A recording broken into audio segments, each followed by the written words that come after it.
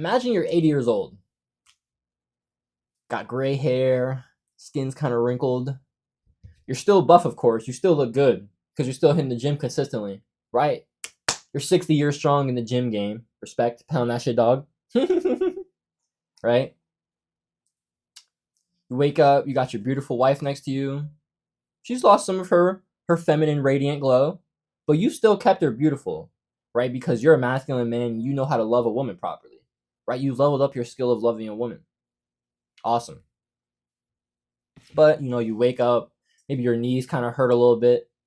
You're just more appreciative of life because you've lived more, you've experienced more, and so you know more. So think about this. Your future self always knows more than your present self because you've literally lived more life, so you know more, right? And so why would you not go and ask your future self for advice? What does this mean? There's a quote that says, you'd already be ahead of where you currently are. No, that's not how it goes. Fuck. There's a quote that goes, if you were doing what you knew how to do. Fuck. That's not. There's a quote that goes, if you did what you already know how to do, you'd be of where you are right now. Fuck. There's a quote that goes, fuck this shit. No, I'm going to do this. There's a quote that goes, if you did what you already know how to do, you'd be ahead of where you are right now. This ties into journaling a question. We already have some type of answer. We're just not doing it because we don't have the whole answer. But you don't need the whole answer. You just need one step. And so another practice for unlocking more of your deep intuition, right, and finding that next step is instead of just journaling a question, you almost have a dialogue between your future self and your current self. You write a question down. You ask your future self for advice. How should I handle this situation in my marriage or in my relationship?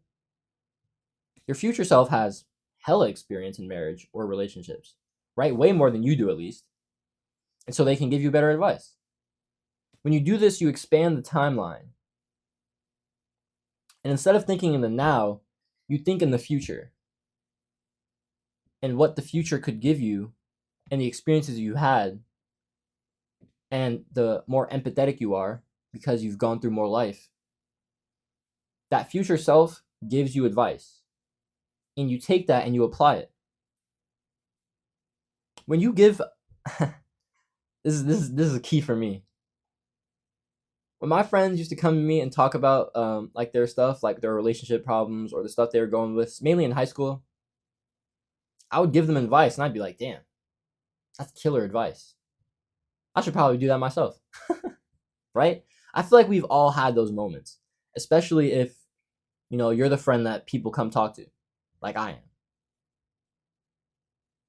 You have advice that you give to other people, but you don't take yourself. Right? And so if you just took your own advice, which is why that's the title, you'd already be ahead of where you are right now. You don't need to know all the steps. You don't need to know all the specifics. You don't need to know all the details. You just need to act. People say, oh, I don't know how to lose weight. It's bullshit. You eat less and you move more. I'm not saying starve yourself, but I'm saying be in a caloric maintenance. Probably a caloric deficit, right? If you want to lose weight, you just start moving more, go on more walks, go jog, go run, go cycle, go strength train.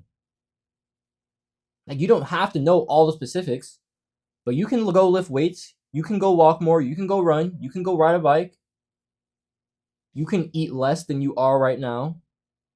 You don't even have to go on a diet. You just have to eat less. Eat less, move more, lose weight. How do I be a YouTuber?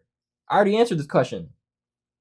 Make videos, learn from each video, post consistently.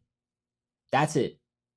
If you did those 3 things, I guarantee you can find some success in YouTube in 6 months to a year, in 2 years, in 3 years, in 5 years. This is a long game. So stop approaching it with a short mindset. Because long money comes from long-term thinking. Long-term thinking creates long-term success. That's why when you do the hard thing now, you have an easy future. But when you do the easy thing now, because you're thinking short, you're not delaying gratification, you're going for the cheap dopamine, you have a harder life. That earned dopamine, that delayed gratification, doing the hard work, taking the cold shower, doing the exercise, working on your business, all of that is the same thing. And if you're struggling with that, you don't know if you can conquer that yourself, I can help you with my one-to-one dopamine detox coaching. Book a call with me right now. I will help you. But only if you're willing to help yourself. Once the student is ready, that's when the teacher arrives. So if you want me to help you out, I got you. I'd love nothing more than to help you change your life with dopamine detox. But you have to be willing. And if you're not, don't book the call.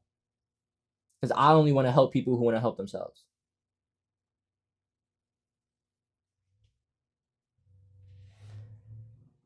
Take your own advice. Start small. Take one step. That's all you got to do. That's it. Once you take that one step, the next step will reveal itself to you. And then the next step, and then the next step, and then the next step. That's all you got to do. I believe in you. So believe in yourself and go take action. Last one.